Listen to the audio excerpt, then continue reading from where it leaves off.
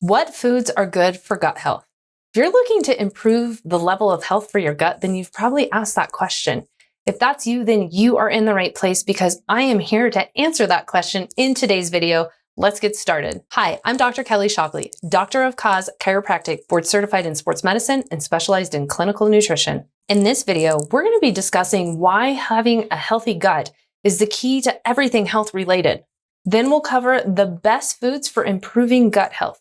You literally can eat your way to better gut health with every bite. And finally, I will be sharing with you the most crucial foods you want to avoid if you're really trying to improve gut health. Let's dive on in. All right, so you're on this journey. You know you need to improve gut health, but do you know why improving gut health is the key to improving overall health and well-being? Well, if not, we're going to dive right on into that. So the first thing you need to know is that your gut is your internal suit of armor. It is your first line of defense for protecting you from anything and everything that you're breathing in, you're digesting, what you're putting into your mouth, whatever you're coming in contact with. It is one of your internal suits of armor. And in order for you to be healthy, it needs to have amazing integrity. What happens when the gut health starts to break down is it allows substances into your bloodstream, which once something is in your bloodstream, now it's officially inside of your body. Thankfully, we have a second line of defense that sits right behind that digestive system in your blood system. That's where your immune system lives. Your immune system is actually your second line of defense. So, in order for you to be healthy, you've got to keep your suit of armor, your internal suit of armor, healthy. There are more studies coming out, specifically in the last handful of years, that shows any and all health issues seem to start in the gut. Hippocrates even said way back when that all disease and illness begins in the gut. So it's no wonder that if you deal with heart disease or you have dementia or other brain health issues or endocrine problems, joint issues, that everybody needs to be looking at how is the health of the gut doing? Because if you're really going to resolve that issue, you have to look at where it probably began. This gets into understanding where the cause of the problem has come from. I can tell you, I look at full body, do comprehensive testing and analysis of my patient's health. And there has not been one person that I've tested over the last number of years who has a perfectly healthy working gut. It's not to say that they have massive gut issues, but I always see some level of dysfunction, if you will, in their gut. And I know that they're not going to fully get back to optimal levels of health if we don't address the gut in conjunction with everything else that we're putting back together. So hopefully that creates more awareness of why is this so incredibly important. And it's really amazing that you're already here knowing you need to improve gut health. It's where 70% of your immune system lives. So if you don't want to get sick, you don't want to get taken out this cold, flu, vitamin D deficiency season, you've got to have good gut health in order to strengthen your immune system. If you want to have ninja-like focus, limitless levels of energy, mental clarity, amazing memory capacity, you have to work on the gut because your gut and your brain are 100% connected. There's no way to separate them. What happens in the gut happens in the brain. If you're having brain health related issues, whether that shows up in the form of what we were just sharing, ADHD, mood regulation issues, so depression, anxiety, bipolar, schizophrenia, all of those, you have to make sure that the gut is doing what it needs to because there's no way you're going to heal the brain if the gut is a problem. We've seen so much research come out that shows breakdown of joints, aches and pains all over the body is absolutely related to gut health. Same thing with any hormone producing gland in the body, whether it's the thyroid or it's the ovaries, it's the testicles. They're not going to work right if the gut's not working properly either. So definitely take the information that I'm sharing with you in this video and implement it. Not only will your gut health improve, but everything else about your health and well-being will also improve. I'm super curious. Did you know that your gut was your internal suit of armor and that it's connected to everything about your health? Let me know your response down in the comments below. I can't wait to hear your feedback. What are the best foods to start incorporating to improve your gut health? Well, the first one is one that most Americans aren't even getting nearly 50% of what they need in, and it is known as fiber. Okay. Fiber comes in insoluble and soluble forms. You don't really have to know the difference. What you do have to know is we need diets that are rich in fiber. The gut cannot be healthy if it's not getting enough fiber. Most people are maybe getting 10 grams of fiber in a day. We need upwards of like 25 to 35 grams of fiber in a day. The best food sources for your fibers are your vegetables. Okay. We've even referred to salads as your roughage. I have patients that are like, oh yeah, that's what helps like keep things moving through the digestive system the way they're supposed to be. Part of that's the fiber that's in it. Okay. Not only is that important for the fiber content, but it's also incredibly important because that's where most of your nutrients that you need in order to function and have optimal health, that's where they're coming from, are our vegetables. Okay. So lots of fiber, mostly from vegetable sources. You can also get great fiber from whole grains if you're going to eat them. Keep that level low because grains, by the way, can be a little stressful for the gut. We're going to talk more about that soon. Beans, which if you do your own from scratch, they're much more gentle.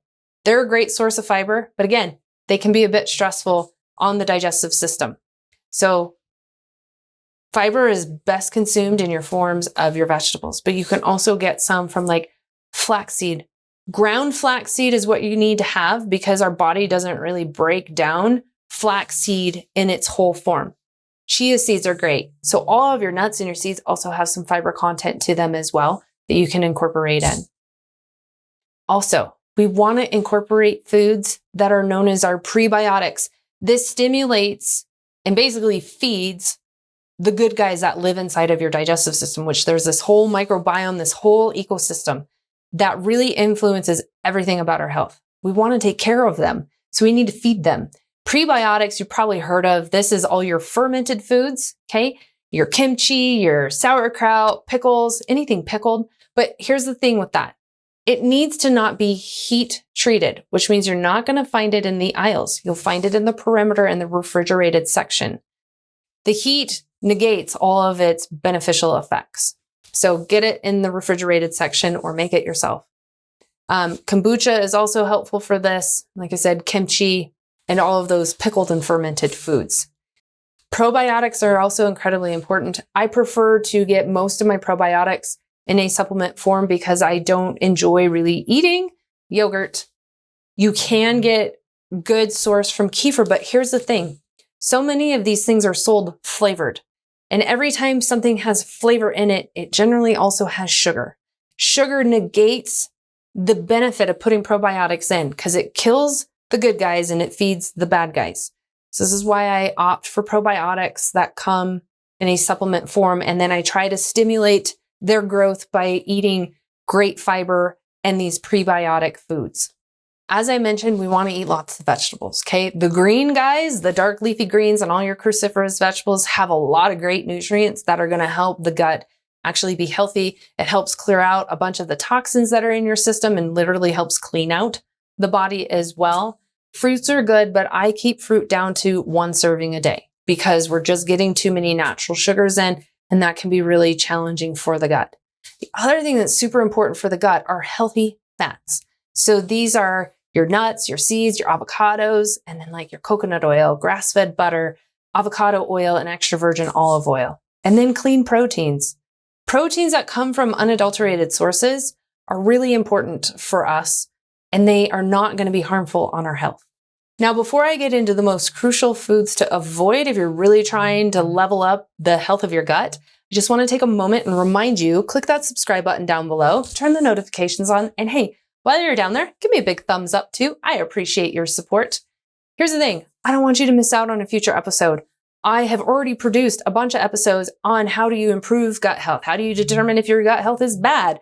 What promotes good gut health and how is it related to brain health and all of this other wealth of information?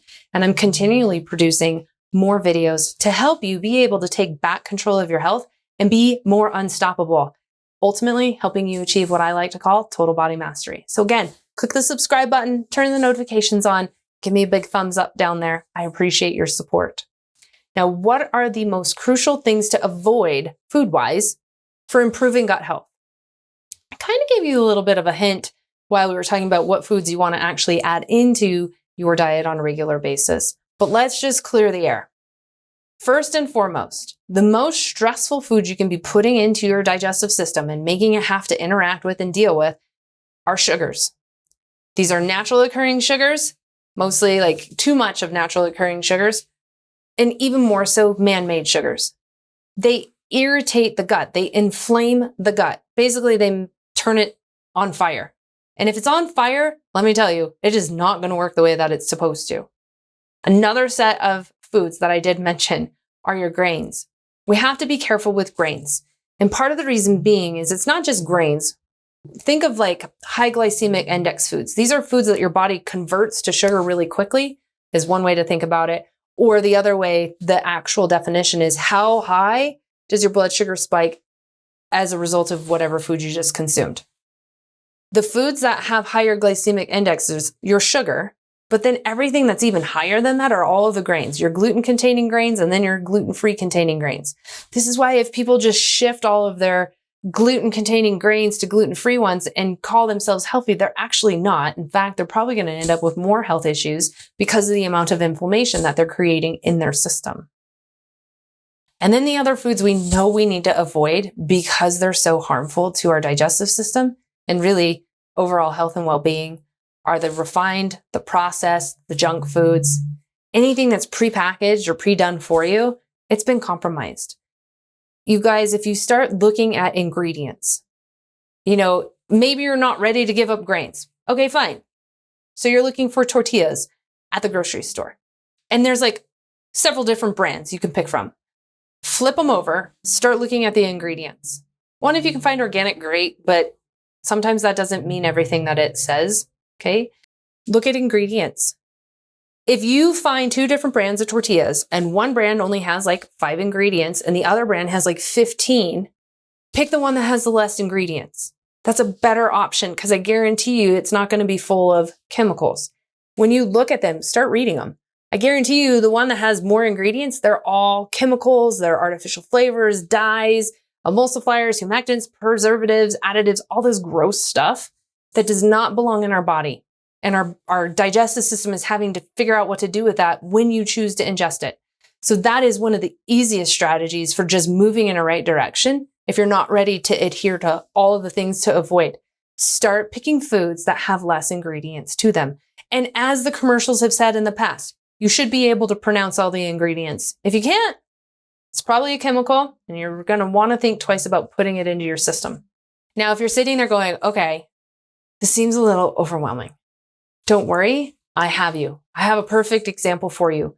All you need to do is go to the description right below this video, click on it so it expands. Scroll down until you see the gut repair meal plan. It's a 7-day meal plan that shows you what does this actually look like.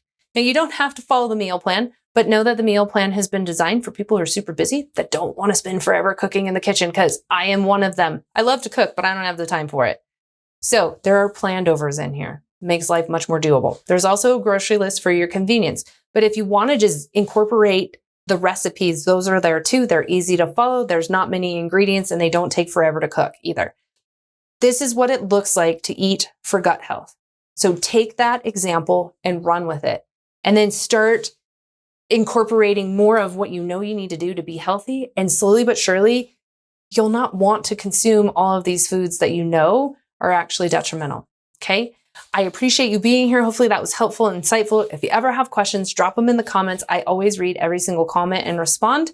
And I just appreciate you being here. All right. See you on a future episode. God bless.